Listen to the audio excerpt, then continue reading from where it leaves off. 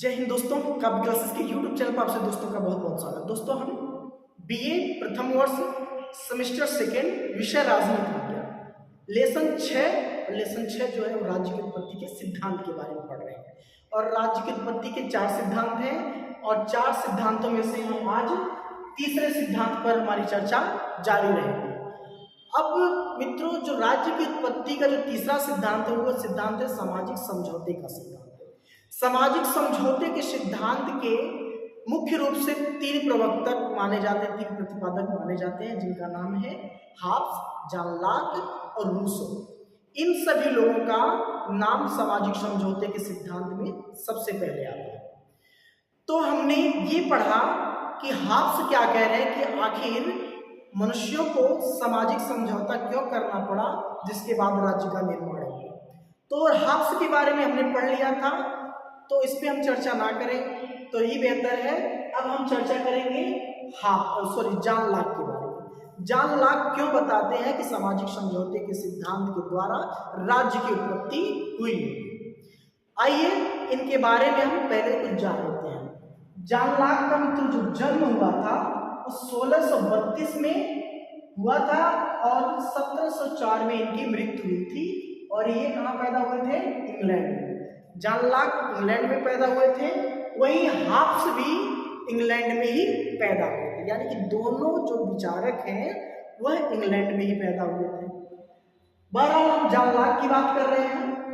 John Locke ने 1690 में एक पुस्तक की रचना की जिसका नाम था टू ट्रीटिस ऑन गवर्नमेंट, यानी कि अगर जो मैं हिंदी में इसको समझें तो शासन पर 2 निबंध। ये प्रश्न हमेशा पूछा जाता है कि शासन पर 2 निबंध पुस्तक की रचना किसने की? तो जॉन लॉक ने की 1690 में।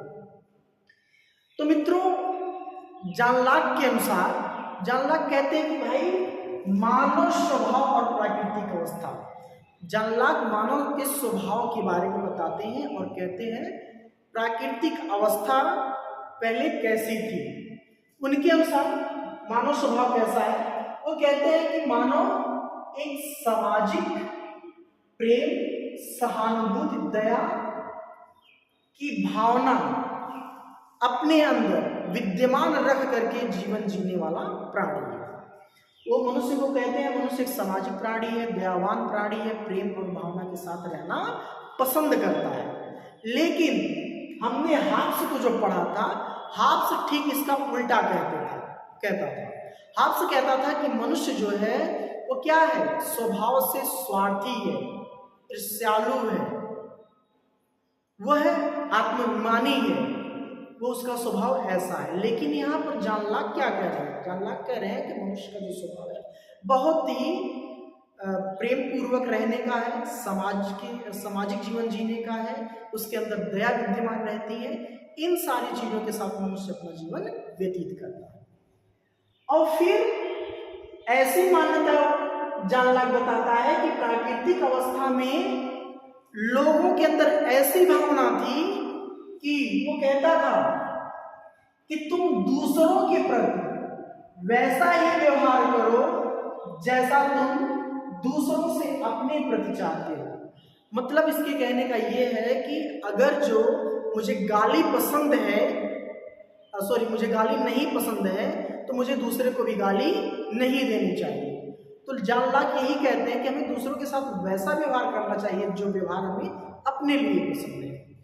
बहरहाल अब प्राकृतिक अवस्था में मानते हैं जॉन लॉक कि मनुष्य के पास प्रकृति के द्वारा आई शुरू से ही, यानी कि जब से मनुष्य की उत्पत्ति हुई होगी, वह मनुष्य को 3 अधिकार मिले थे। प्रकृति ने जो दिए थे, जो प्रकृति ने दिए थे, वह प्राकृतिक अवस्था में 3 अधिकार प्राप्त थे। कौन कौन से? जीवन का, स्वतंत्रता का और संपत्ति का। यानी कि प्रकृति के द्वारा ही शुरू से ही मनुष्य को ये 3 अधिकार मिलते रहे। ये कौन कह रहा है? जॉन लॉक कह रहे हैं। अब प्रश्न ये बनता है कि भाई बताइए सामाजिक समझौते की जरूरत क्यों पड़ी? सामाजिक समझौता के सिद्धांत की मान्यता किस आधार पर मान लें कि सामाजिक समझौता लोगों ने आपस में मिलकर के किया होगा? तो देखिए सामाजिक समझौते का कारण, ये जान लाग कह रहे हैं कि सामाजिक समझौते का क्या कारण है। तो देखिए प्राकृतिक नियमों की कोई स्पष्ट व्यवस्था नहीं थी। जब प्राकृतिक अवस्था में मनुष्य था, जब उसके अंदर छल कपट की भावना नहीं थी, तेरे मेरे की भावना नहीं थी, तो उस समय ऐसा कोई स्पष्ट नियम नहीं था प्राकृतिक अवस्था में।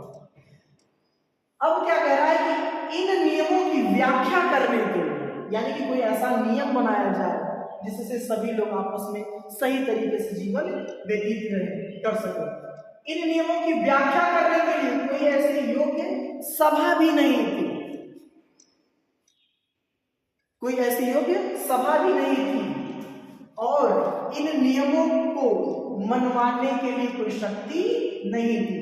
यानी कि कहने का आशय यह है कि प्राकृतिक अवस्था में मनुष्य के पास कुछ भी नहीं था, तो मनुष्य ने समझौता क्यों किया कि भाई प्राकृतिक नियमों की स्पष्ट व्याख्या हो सके, इसलिए समझौता किया जानला के अनुसार। और नियमों की व्याख्या करने के लिए लोगों की सभा हो, योग्य सभा हो लोगों की, जिसमें क्या हो, प्राकृतिक नियमों जैसे जीवन स्वतंत्रता संपत्ति को रखने का अधिकार सभी के पास था, इन सभी की व्याख्या हो सके, इन सभी का संरक्षण, इन सभी को संरक्षण दिया जा सके। फिर अगला कह रहा है इन नियमों को मनवाने के लिए, यानी कि जो नियम बनाया जाए वो उन नियमों को मनवाने के लिए कोई शक्ति नहीं थी, इसीलिए लोगों ने क्या किया, आपस में मिलकर के समझौता किया कि भाई हम प्राकृतिक अवस्था में रह रहे हैं, हमें संपत्ति का अधिकार है, जीवन का अधिकार है, स्वतंत्रता का अधिकार है, सारे अधिकार हैं, लेकिन हमारे पास ऐसी कोई नियमावली नहीं है, ऐसी कोई शक्ति नहीं है जिसके आधार पर हम इन सभी चीजों का रख रखाव कर सके, इन सभी चीजों का संरक्षण कर सके, इन सभी चीजों को हम प्राप्त कर सके। तो वो समझौता इसलिए किए कि भाई देखिए शासित वर्ग, यानी कि जो शासक होगा, जिन पर शासित करेगा, यानी कि आम जनता की बात कर रहा है, शासित वर्ग द्वारा शासक को, शासित वर्ग द्वारा यानी कि आम जनता के द्वारा शासक को कानून की व्याख्या करने और उन्हें लागू करने का अधिकार दिया गया। समझौता इसलिए किया गया कि भाई देखिए ना कोई प्राकृतिक नियम स्पष्ट थे, ना उसकी व्याख्या करने के लिए कोई योग्य सभा थी, ना ही इन सभी चीजों का पालन करवाने के लिए किसी के पास शक्ति थी। तो इन सभी चीजों की व्याख्या करने के लिए, इन सभी चीजों को कानूनी रूप देने के लिए क्या किया गया, शासित वर्ग ने क्या किया, शासक को इसकी व्याख्या करने के लिए और उन्हें लागू करने के लिए अधिकार देता है। भाई हमारा जो संरक्षण है वो सही तरीके से हो सके। अब इससे फिर क्या हुआ, नवीन राज्यों का स्वरूप हम पढ़ेंगे। नवीन राज्यों का स्वरूप क्या हुआ, अब देखिए राज्य में क्या है, शासन व्यवस्था स्थापित करना। शासन व्यवस्था स्थापित करने का काम कौन करेगा, शासक वर्ग करेगा, जिसको लोगों ने अपनी सारी शक्ति समर्पित की है। वो क्या करेगा, शासन व्यवस्था स्थापित करने का काम करेगा। वो जन कल्याण की भावना से सबके लिए काम करेगा। अगर जो वह शासक जिसको लोगों ने अपनी शक्ति को समर्पित किया है सही तरीके से वह न जन कल्याण की कार्य भावना से लोगों के साथ काम कर पाए और ना ही राज्य में शांति व्यवस्था कायम कर पाए, तो जानलाक ने कहा है कि जिन लोगों ने अपनी शक्ति किसी शासक को दी है वह लोग उस शक्ति को उस शासक को क्या कर सकते हैं, बदल सकते हैं, उसको हटा सकते हैं, उसके स्थान पर किसी दूसरे शासक को चुन सकते हैं, किसी दूसरे शासन व्यवस्था का वह निर्माण कर सकते हैं। तो ये सारे अधिकार सामाजिक समझौते की ओर इशारा करते हैं। जानलाक के अनुसार, जानलाक कहते हैं भाई यही कारण है कि हमारे प्राकृतिक अधिकारों का संरक्षण करने के लिए कोई नहीं था, इसलिए लोगों ने क्या किया, अपनी सारी शक्ति किसी शासक को दे दी और शासक से कहा गया कि भाई इन सभी कानूनों की व्याख्या करिए जो प्राकृतिक अवस्था में लोगों को नहीं दिए गए, उनको संरक्षण देने का काम करिए और शांति व्यवस्था राज्य में बनाए रखने का काम करिए, जन कल्याणकारी भावना से काम करिए। अगर जो आप ऐसा नहीं करेंगे तो ये हमारे पास पूरा अधिकार है कि हम इसको बदल देंगे। हालांकि वीडियो लंबा ना होने पाए इसलिए मैं अपनी संक्षिप्त में वीडियो बना रहा हूँ। तो ये था सामाजिक समझौते के सिद्धांत के बारे में जॉन लॉक का विचार। मित्रों फिर पढ़ते हैं अगले वीडियो में रूसो के विचार के बारे में। तब तक के लिए नमस्कार, जय हिंद।